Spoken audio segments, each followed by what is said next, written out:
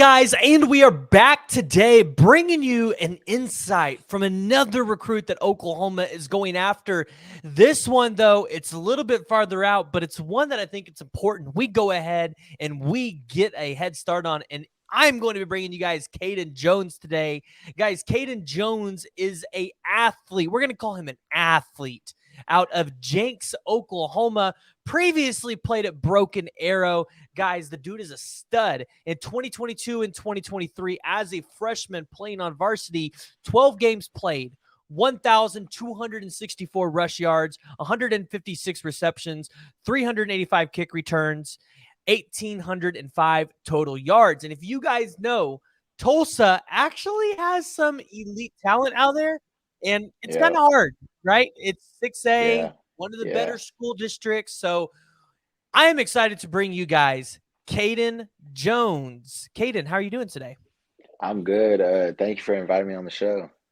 No, I appreciate you coming on. So, hey, it's a little bit early into your recruiting process. So go ahead and give the Oklahoma fans, because that's primarily the people that watch my show. We're trying to expand out a little bit more, but we have a lot of OU fans that watch.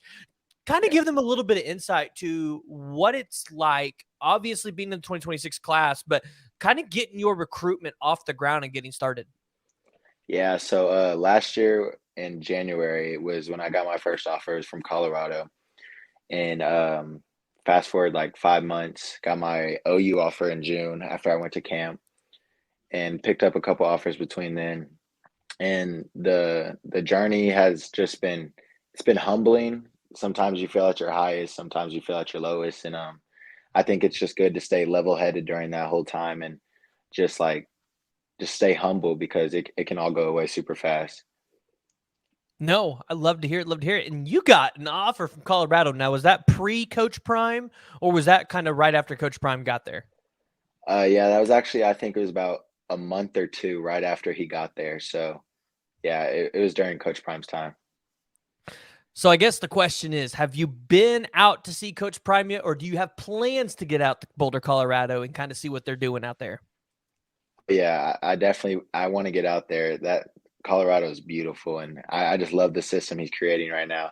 They're getting a little hate for the big loss to Oregon, but as a first year program, they only won one game last year, and to already be having three wins is it's definitely a step up. So Yeah. Now, as a recruit, you see what Coach Prime's doing in Colorado. Um, does that change your mindset at all? Because I know Colorado hasn't been like the destination for recruits, but I feel like with what Coach Prime's doing out there and that kind of staff that he's assembled out at Colorado, it would be intriguing for a recruit like yourself. So has what he's been doing out there kind of enticed you to even maybe consider early in your process Colorado as a contender school? oh yeah, definitely. The coaching, I mean, Coach Deion Sanders, like one of the best corners ever, if not the greatest. So, I mean, to receive that coaching, like anywhere, any position, that would just be it would make my playing experience just 100 times better. But I could also say that about many other schools because there's many other coaches who played in the league, were very good in the league. So And talking about one of those schools that's on your offer list, it's Oklahoma. You've got DeMarco Murray. I believe that would be who your primary recruiter is at the running back yep, position. yep. You might even get Emmett Jones in there as well, which would be an incredible duo to recruit you. But you got DeMarco Murray. We call him a superstar recruiter because he played in the Mhm. NFL, he played in college, succeeded at both levels, and now he's at a coaching role and feels like he's going to be succeeding there. So, what is it like being recruited by a guy that's kind of done it everywhere? Oh yeah, when you look in the past and you just look at his career and like what he did in college, what he did in high school, what he did in the league, I mean, why would you not want to play for him? He produces NFL level caliber backs, and that's my ultimate goal: go to the NFL. So if I can have the help of a guy who was in the NFL and experience that lifestyle, it would it would mean the world. So kind of diving a little bit into your recruitment, and some of these might be questions you don't know the answer to yet, but do you kind of know what you're looking for in a school yet? Like, do you know what's going to come into your decision? Is it going to be primarily facilities or distance from home, or is like the big factor going to be, like you said, development or even relationships? Yeah, the distance from home, I'm not too worried about. I love Oklahoma, but I wouldn't mind getting out of it for a scenery change. My biggest thing right now with recruiting is teams who run the ball because that's what's going to get me to the league. I'm not going to get to the league just for pass blocking or stuff like that. If I can have a variety of skill sets, that's always better than having one skill set. So I'm looking for teams who include their backs, and their backs are very included in their system. So ideally, like you said, you would like to see a change of scenery, but you're looking for a team kind of like what Oklahoma does, where they utilize their backs, but also you can kind of catch it out of the backfield a little bit, or maybe even shift into a hybrid role where you can shift out to the outside a little bit and play a little bit receiver as well. So you can just show off that dynamic athletic talent. That's kind of what I'm getting, right? Yeah, that's definitely. I feel like I have a very valuable skill set in receiving, being a running back. Not many running backs can do it. There's a lot who can, but there's not a lot who do it well. And that's something I've been working on, pass catching. I used to play receiver, so I feel like that helps me in my ability to receive. So, yeah. Okay. Okay. Well, you like to hear that. And you know what? I know a lot of Oklahoma fans will be like, oh no, kid leaving the state. And listen, you know what? Sometimes kids, they got to get out. They got to see Yeah. different things. Sometimes it's okay to get out and see different scenery. But I guess in today's era, NIL, it's a big factor in every kid's recruitment. Obviously, as a younger recruit looking into the future, how big of a factor do you expect NIL to be in your recruitment? And do you expect, basically your decision to be driven by NFL or NIL, or is it going to be kind of a mixture of both? Hey, you got to have this, but then also if the NIL's there, that's just kind of an added bonus. Yeah. For me, I don't think NIL. I don't think it will decide my decision like it does a lot of other recruits. My main goal is to get to the league. So whether there's an NIL included with it, I want to make the goal of getting to the league and being able to provide for my family. Because NFL has the big paychecks. So if you make it to the NFL, that's where you're going to get your paycheck at. Um, Really, what I'm worried on is coaches who can develop me to get to that point, and a great system for me. Love to hear it. And this next question doesn't necessarily fall specifically to Oklahoma or DeMarco Murray, but I'm going to use them as an example. Would a school that utilizes you kind of like what DeMarco Murray does here at Oklahoma, where they don't heavily use every single back, like you're not going to see one back take 75% of the snaps. You're going to see probably a good, Mhm. healthy workload between all of them to keep everybody's legs fresh for when you go to the league.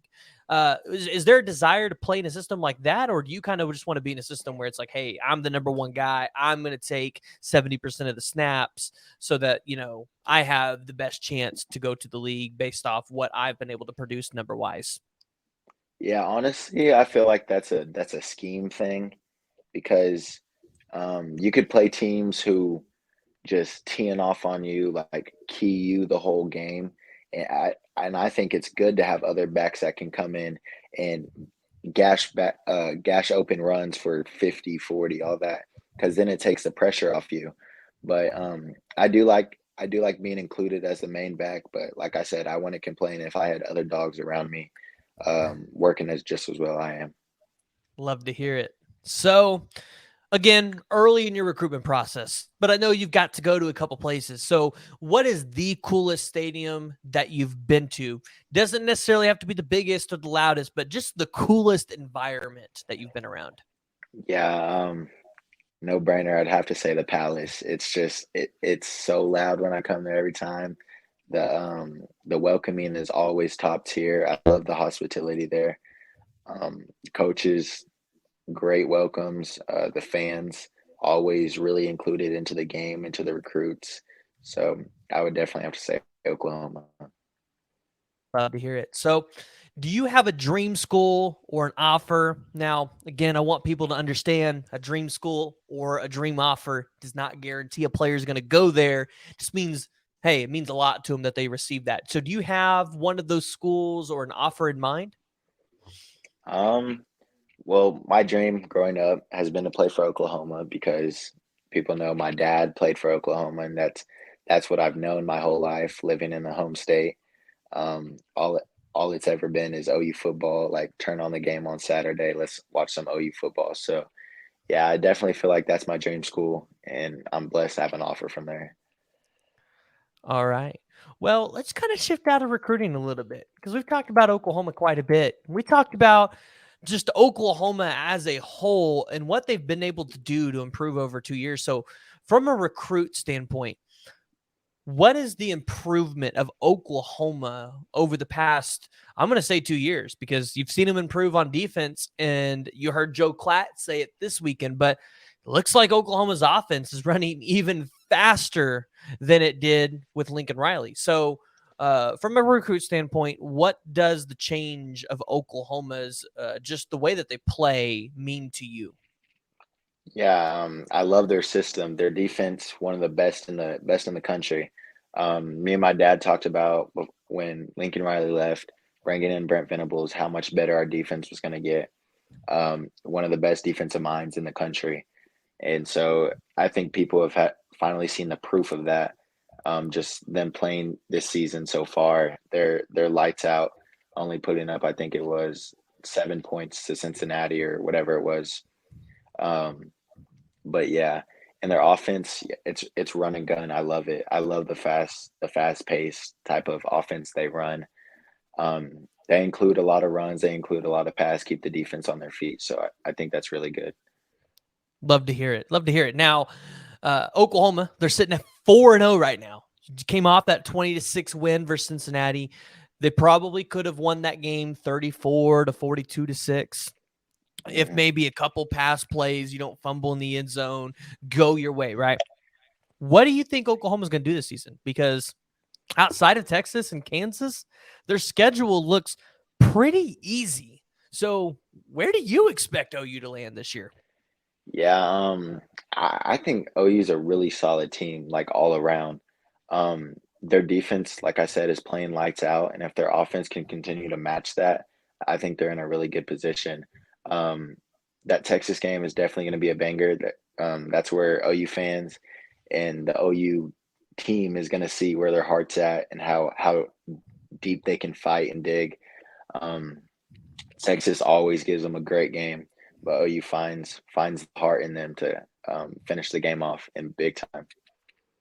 Oh yes, no, and Oklahoma fans are ready to revenge that 49 to nothing. We're tired of hearing about it. We're tired of hearing Yeah, about it. yeah. So I'm sure you're That tired of hearing about it too. oh yeah, that was a fluke of OU. The thing is, it's like Texas fans can't even admit that we didn't have a quarterback. We literally didn't have a Oh serviceable yeah, quarterback that game. oh Like yeah, Booty was out with an eye injury. Dylan Gabriel's out. Like Bevel was just struggling. Like they couldn't admit that, hey, oh Oklahoma yeah, just didn't have a quarterback. oh yeah. They take something and run with it. Oh yeah. So obviously Oklahoma fans will say, hey, Oklahoma's struggling at the running back position this year. And I mean, Mhm. rightfully so. You don't have Javante Barnes or Gavin Sawchuk starting. So, I mean, from a player standpoint, what are your thoughts on the Oklahoma run game? Is it just, hey, our best personnel isn't out there? Is it the run blocking isn't there? Or is it kind of just a combination of everything with this run game? Yeah, I want to say neither of the run blocking or the right personnel isn't out there. Um, as you saw last year, Sawchuk and Barnes can go in there and do their thing. I think it's a matter of chemistry and trusting each other. Um, with the running backs trusting the O line and the O line trusting the running backs that they're going to hit the right hole and hit the gaps to make those big runs. Sometimes it doesn't even have to be big runs. It can be chip yards, 4, 3, 5 yards, two first down gains, and you're 3rd and 2. So I mean, that's all you need. Yeah, no, definitely need to do that. So, do you think Oklahoma can win and redeem themselves a Big 12 championship game and make the college football playoffs this year? Yeah, I definitely see it in their future. Like I said, they're rolling right now. They play Iowa State this weekend. This is going to be a good challenge game. Iowa State always gives them a game. So if they come out here and show America what they can do, I see a good future. Now, do you plan on attending a night game at Oklahoma? Yeah, I think I'll be there this weekend. All right, there you go. Hey, it's a 6 o'clock game, so it's going to be nice weather, and we're going to get the good light show because I believe it'll get dark probably about 7:30. So Oh yeah, we'll it have a won't good won't be whole too half. high or anything.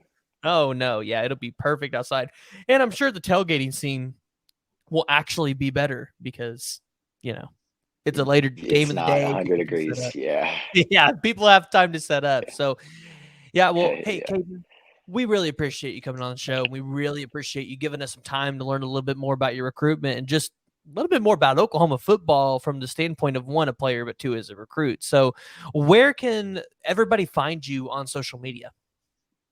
Yeah, my Instagram is the Kaydin Jones, and then my Twitter is Kaydin Jones. So you guys can go check me out on there. All right. If you guys haven't already, you need to hit that like, you need to hit that subscribe button. And if you're listening to this on any of the podcast platforms, Apple, Google, or Spotify, leave me 5 stars. You can leave a review. Okay. Tell me what you like or don't like about the show. But we'd love to have you guys be a part of this community, what we're doing out here. But until next time, we'll see you guys later. Boomer. See you guys.